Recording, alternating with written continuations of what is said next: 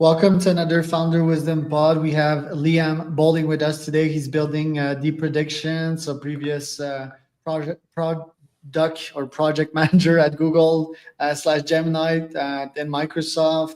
It's not his first company. He's a 16Z speed run back. We're going to talk about that. Fellow at Menlo Venture. He's also cutting 25K checks investment. Not sure if that's still actual, Liam, with Liam Capital. Is that still active? Yeah, that's just I use my personal funds to back founders. I think I've backed Cool. around 4 companies so far. Right. And you're fellow at ODF as well. Can you give us a brief intro about yourself and tell us what you're up to? Yeah. So I'm Liam. Previously, I was working at Google Labs, where I focused on shipping the first Gemini API and built out a lot of Project Mariner, and then left Google after many years of being at Google. I left Google to build my own company called DeepPrediction. What we do right now, what we do is we'll use AI to watch session replays and then tell people exactly what problems their users are running into, and then assign a dollar value to that. So, for example, if something's preventing a small segment of people from checking out on your cart on your e-commerce site, we'll tell you how much money exactly you're losing every day by not fixing that bug. Oh, I can't hear you anymore. I think you're muted. Yes, I am. That's not new, right? Like I remember using apps. Was it Hotjar that sort of filmed the interaction, but there wasn't any AI behind it back then? Exactly. Yeah. So the idea is we're sprinkling a bit of AI on top. We use Gemini and native video input to actually watch the session replay, as opposed to summarizing what the actions the user took, and then assign that to common pitfalls that folks will find. Now, this is just kind of the phase 1 of the more grand vision, which I won't reveal too much around that. But I was always very fascinated when working within Google and within DeepMind and labs about the idea of simulating products and people and building a small world where they can interact, and then seeing what the outcome of that is. And that's kind of our long-term perspective here. Right. And you're one of the rare breeds that sort of alternated between the founder and the corporate world. You've worked at top companies and top roles, right? In AI roles, which is pretty fun as well. But how could you sort of live in the corporate world after like starting your own companies and moving so fast? Yeah, I started my career at Microsoft. Well, actually, if we take it a little bit way back, I did a few internships at Tumblr, for example, in New York, which is a bit more of the startup life. Built a few of my own companies in undergrad, and then went over to Microsoft. So went over to the large Fortune, I think Fortune 5 company now. And yeah, I think I would look for teams within these companies that were more agile, that were more willing to take risks. And then sometimes I joined teams that said they were, and then they were not. And I would kind of push them a little bit in a certain direction and see what we can do. But yeah, there is a big difference between a large corporation and a startup. But look, it's life is very interesting where it takes you, and learning different skills is very interesting, right? At Microsoft and Google, learn how to play politics. At your startup, you're learning how to survive. And essentially, how would you describe yourself as a product guy, a nerd? Like, what's a Liam about? How would you build that way? Yeah, let's see. I think originally an engineer. I still code, and I really care about the design of products on the inside and out. That comes to aesthetics, and then also the structural design. And then just love problems. And I think that's ultimately it, right? The code and the design are a means to an end of solving problems for people. I had this really ridiculous dream when I was 13 years old, where I wanted to walk into a Starbucks and see at least 3 people using a product that I built, but without them knowing I built it. And that's the kind of life goal, is to continue to try and get to that state. Interesting. And why did that dream mark you? Like, are you that kind of a lucid dreamer, or do you analyze your own dream with GPT like I do nowadays? Like, why would that matter for you? No, it's just something that really mattered to me, and I always think about, how do I leave this planet? Eventually, how to leave the Earth a better place than how I found it, and hopefully by building things that people find are valuable and solve problems that they have in their lives, I'd feel good about doing that. Yeah. Do you feel that most solutions are technologically based, or are they more behavior based as a product guy? Yeah, it's a good question. I think I'm a very firm believer that technology can solve pretty much every problem. And it's just the use of technology and how you use it that really matters. There's massive breakthroughs that we saw, for example, with large language models a few years ago. When you throw enough GPUs at a problem, it actually creates something pretty magical. And but people kind of got constrained originally to just thinking that, oh, I can make a chatbot. And I think what we're seeing now in the application layer is there's a lot more that you can do when the cost of intelligence plummets. And now people are getting creative. And I'd say that that's also the spot that I'm in, of seeing this technology and thinking, oh, wow, what were problems that I identified before that were not solvable that are now solvable with this? And your time at Gemini, what are your feelings towards Gemini? That ChatGPT and OpenAI are moving so fast. Grok has been pretty impressive as well. Gemini, I'm not using it so much nowadays, maybe for deep research. But how was your time there? And was it about keeping up with ChatGPT and just copy pasting, improving what they did, or did you actually innovate and then brought it to the next level? Yeah, it's competition is fierce in the space. And what I focused on specifically was the API, and then understanding what advantages this model brings to the table versus others. And Google really leaned into its advantages, having a verticalized stack of the hardware, software, and research all being in the same house. They lean into pricing, right? So the pricing of Gemini is way more competitive than anyone else can bring to the table, and there's still room for margins to expand. The other was, because they own the hardware and the software, you can get 1, 2, 10 plus million context window, which is just something that competitors are still trying to get up. I think OpenAI just tried to release a model that does 1 million tokens, and Google's been doing it since I launched at I/O last year. So if you try and just copy people and copy competitors in the same way that they want you to go with, you'll always be one step behind. But I think Google's strategy has always been, hey, there's a lot more than just making a really great chatbot. There's multimodality, there's large context windows, there's pricing. I think they're beating the competition in those key areas. But of course, OpenAI had the first advantage. They have probably the most consumer use, and Anthropic definitely has the most code use. I use Sonnet every day. It's definitely the best. And Cursor as well, combined with that? Yeah, yep, yeah. My stack is Cursor, Sonnet, all day, every day. And then if I want to turn on max mode for a pretty tough problem, I'll use Gemini 2.5 Pro.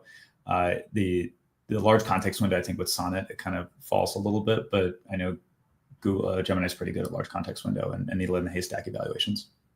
Do you feel that corporations like Google can scale as fast if the founders aren't there? Like Larry and Sergey, I think they've been on and off as of late. They sort of came back, but feel that when founders aren't there, corporations sort of die. I think Elon's still very much at Tesla. Bezos not being at Amazon, I've seen a slowdown as well. Do you feel that's a major growth force, even for very large corporations? Yeah, absolutely. Like when you have a founder there, you have the ability to move the ship quicker, right? And that's because usually the board is is aligned with the founder, or has to be aligned contractually, because some founders have gotten smart and realized early on, when Steve Jobs got fired from Apple, they started building in protections against them of making sure they can't get fired. You look at, like, for example, Mark Zuckerberg. Yeah. So I think there's a huge advantage when you have a founder. Now, there's some companies that I think will stand the test of time, right? Because just the talent and the position that they're in the market. Microsoft has long been away from their founder being around, and they're doing 100x better than when Bill was there and Satya is really owning the space.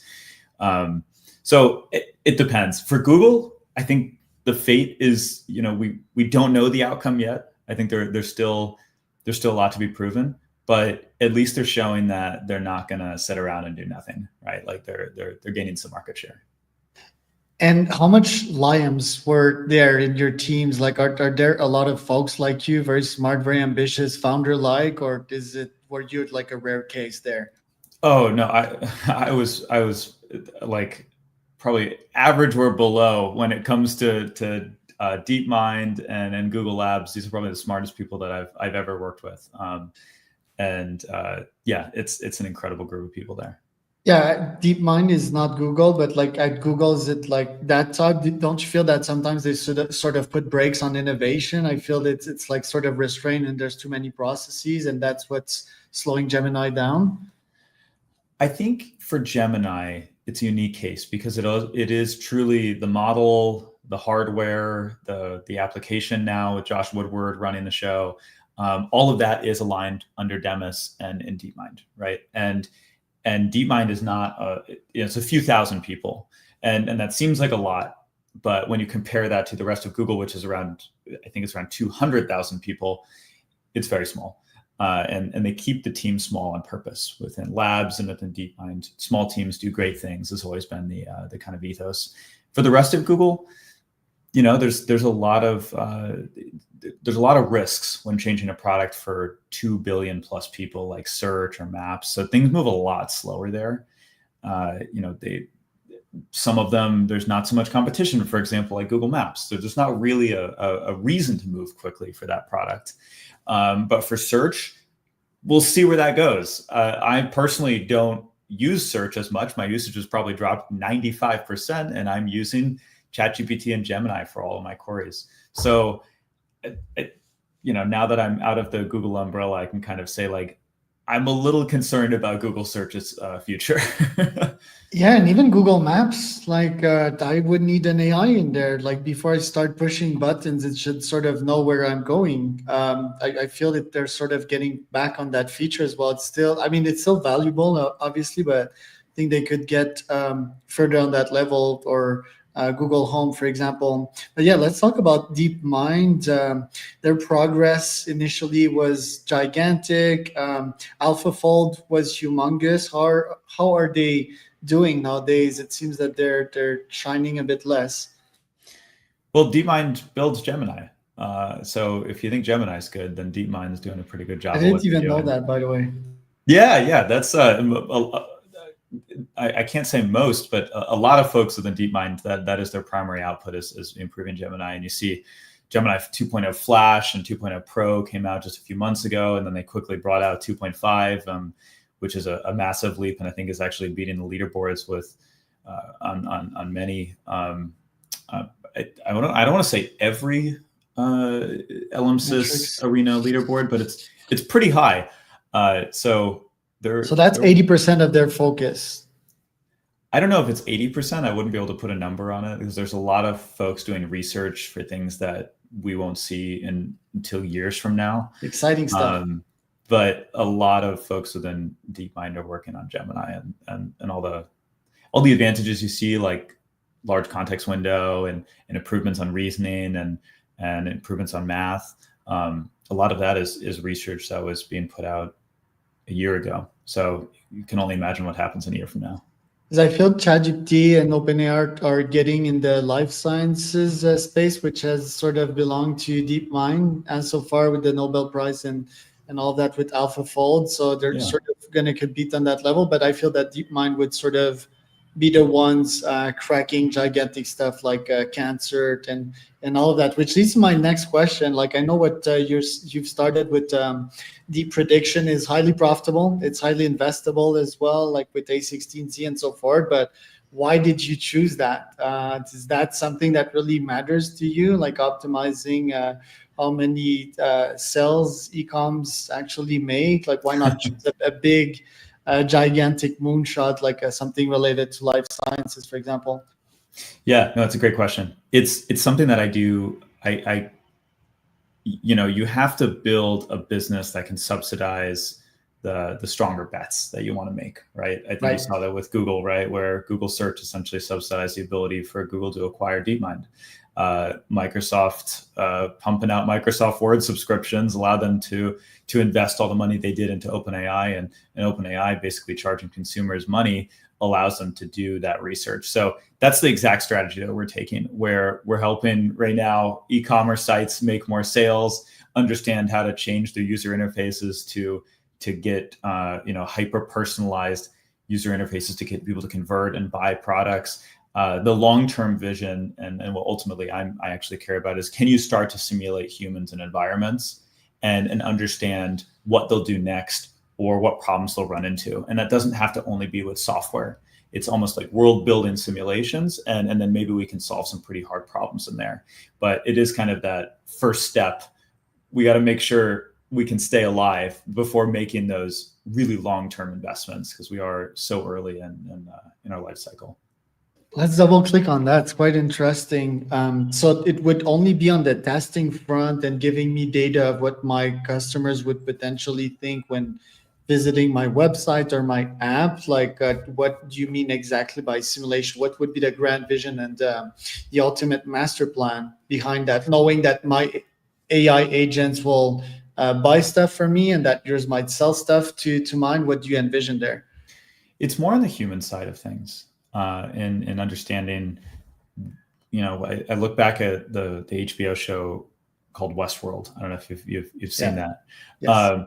And if you watch a couple seasons, you realize really quickly that the park was mainly just to watch what people did in the park. It was to build based on people's actions to understand the specifics and nuances of how people thought and how people what would they do next. And I think, I'm projecting a little bit here. I think there were probably some good intentions in that idea. Maybe you can solve some really hard problems if you can try to simulate what people will do next without having them actually do it. And there could be more risky things as opposed to buying a white t-shirt on Target. So the idea is to build that corpus. And that's the exact same approach that we're taking, that we want to understand humans and understand individuals, but one, by preserving privacy. We don't need to know your name, who you are. We just need to know anonymously what you're doing on this website. And then two, actions speak louder than words, right? We've all been in many focus groups. We've seen user surveys. People just want to appease other people. They'll say, "Oh, I love your product. Oh my gosh, this is great. This is the best thing ever." And then they go on the site and they don't do anything. Like, all right, well, human nature. It is how it is, right? And so I, have never truly been too much of a firm believer in focus groups. Just watch what people do, and that's where the kind of strategy that we're taking lands. I'll give you one. I'll give you one story of like where I think this came up the most, and this is specifically when I was working on Google Maps. So early on in Google Maps, you could go in and change an address. You could suggest an edit, right? You could go in and say, okay, I want to move this address, 123 Example Street. It's actually wrong. It should be here. And this is one of the early problems that I was trying to solve, because like close to half, I can't give the exact amount, more than half potentially, of people would just suggest terrible changes. And it would be things like 123 Example Street in San Francisco. They would go to that address and then they would say, no, it's the same address, but it's actually in Italy. And you're like, no, it's not. There's no way, or like, oh, it's actually in New York. And you're like, what do you mean? It's 123 Example Street, San Francisco. Why would that be in Manhattan? It doesn't make sense. We had focus groups. We talked to so many people. I looked through user feedback. I was trying to figure out why are people, people are smart. Why are they doing this? And it was only when I started to look at what they were doing in the product before and after they made that suggestion. Turns out right after they would do that, they would search moving supplies. Right before, their location would be nowhere near where that address is. It would actually be at the location of the new address. Turns out they were moving. And the only reason that they're doing this is because they didn't know how to change their home shortcut to be at their new address. And it's like only by just looking at what they did can you actually figure out what the problem was. You could never ask any of them. They would just lie. So... Right. And an AI can figure that out somewhat easily. What's the back end of that? Is it like simple GPT or Gemini wrapper? Like how does it happen? Simple prompt or? So for us, we take these session replays, convert them to videos, convert them to images, add some special sauce on top of all of it. And it goes to around 3 to 4 Gemini calls multiple different models and then fine tune for different purposes to get to the end output.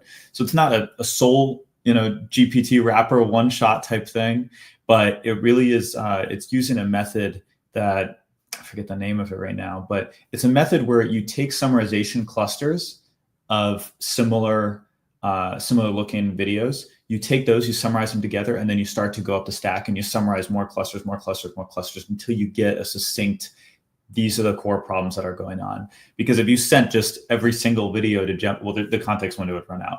You can't do it. So that's kind of the architecture behind the scenes. And how do you minimize the space that you're taking, your AWS costs, and like these GPUs running that can get pretty costly really fast, right? So how do you have that under control? The great thing is the largest cost is not too much storage. It is mainly compute and it's LLM tokens. Now, a lot of the features that I built into the API or shipped into the API when I was working on it, batch upload, and then context caching, right? Both of those reduce costs significantly. Context caching reduced costs by around 80 to 90%, and then batch gives you a 50% bonus. So on top of that, you reduce your cost immediately by 95%. So that helps a ton. In terms of storage, it's not too bad, honestly. Like each session replay most likely takes something between 5 to 10 megabytes. Now at scale, that could be a problem. But if you put it in cold storage after a while or delete it after a while, because we don't really need humans to watch it. It's mainly for the LMs to consume, and then you can just kill it. So it's actually not that bad. I can't publicly say what our costs are, but it is shockingly low, like extremely low. Right. And you're backed by A16Z and a couple of other investors. What's Speedrun about? Tell me a bit more about that. Yeah, Speedrun is Andreessen Horowitz's accelerator. You can kind of think of it as Y Combinator with a lot of extra perks on top. And yeah, so we went through that process. It's a 3-month program, built out a lot of the company, and we'll be announcing our seed fundraising very soon, and then aggressively hiring in New York City. Mark Andreessen's a savage. What lessons have you got from him as a founder, but also as an investor? Yeah, he spoke to our cohort a few times. Mark is interesting. I think a lot of what I learned from him talking to us was just don't worry about what other people think. Clearly, he really embodies that. Don't worry about what other people think. Just do what's in your gut. Do what you think is the right thing. Move fast, build fast, and focus on building things that people will pay for and that people actually want. Do the contrarian opinion sometimes. And I think something he really pushed for as well is just be very particular in your hiring. I remember one quote that he gave was, early on, every time you double your company size, you have a risk of completely changing your company, right? So that goes from our company started with just myself, my co-founder. We're about to hire 2 to 3 engineers. It's a risk that our company could completely shift just by hiring 2 additional people. And then we'll double again. So you always have to watch out for those shifts to occur when you're going through growth. But yeah, there's so many lessons. I mean, the guy has seen everything, and it's a wealth of knowledge. Do you feel you'll still need to hire as much people as you did before in your past companies with the agentic revolution underway? Absolutely not. Yeah, no. If I had it my way, I think our company would stay at around 20 people at like peak. Because I'm a firm believer that if you look at where things are going, you don't want large teams. It slows you down, right? Like a team of 1,000 in Microsoft probably could not compete with Cursor, and they couldn't. GitHub Copilot is nowhere near the market share, and the Cursor was just it's like 10 or 20 people, and you have like 10,000 people in GitHub, right? It's crazy, right? Like massive changes there. And if you lean into that, the tools are there. And the progress that LLMs are making, I mean, if you look even the last 6 months of progress going from GPT-01, OpenAI 01 to OpenAI 03, the benchmarks for the last human exam, wild changes. And that's excluding tool calls, right? That's just brute intelligence, and that is shocking. The application layer needs to catch up. The models are way smarter than what they need to be right now. So a lot of the magic is in the application layer for the next few years. So what will happen with normal humans and most of the workforce, the market? That's a question that we would talk a lot about at Google, and I talk with a lot of friends out here in San Francisco in the space. It's going to change, and it's going to change very rapidly, right? Because it's happening from all sides. It's happening from the desk job person who's a software engineer. It's happening from the person who's in the call center, maybe the call center in another state or another country. That's happening with the driver who's delivering people or food or whatnot with Uber and with Waymo coming through. There's massive shifts that are occurring. Now, I think you can either have an optimistic or a pessimistic perspective, and you can kind of just draw whatever lines you want with that first basis. I choose the optimistic perspective in that there's a massive shift happening, but we've had massive shifts in the past, and it's led to all the metrics in humanity increasing. Less, childhood deaths, people living longer, less terrible diseases, less famine, better lifestyles, better, lives in general when technology continues to go up. So I think things are going to work itself out. In the next few years, it's going to be a little rocky. Probably some people are going to lose some jobs, but there's going to be new jobs that come out of it. And I think we'll be okay. But it's probably the biggest shift we've ever seen in humanity in the next 1 to 2 years. It's going to be rough because the current administration's focus on the tariffs right now. I think they should be focused on the AI transition that is unavoidable and way more obvious. And I think they have a track record of responding quite late. For example, with COVID, they responded a couple of months too late. So yeah, it's going to be super interesting to see what will happen. And I think we're starting to really feel it right now. Like if you look at the job market, people are starting to lose their jobs and not being able to recuperate them, as he says before. And yeah, it also got me concerned with younger gens, right? Like people entering the market. It's like, whoa, how will you outperform an AI? Exactly. No, I totally agree. It's a lot of people say what should my high school student go do in college? What should be their major if they want to choose to go to college? And I think it's tough. I think that there's always a safety net of do something in engineering, and there will probably because engineering fundamentally just teaches you how to identify problems and how to fix problems. Systems. That's exactly systems and ways of thinking.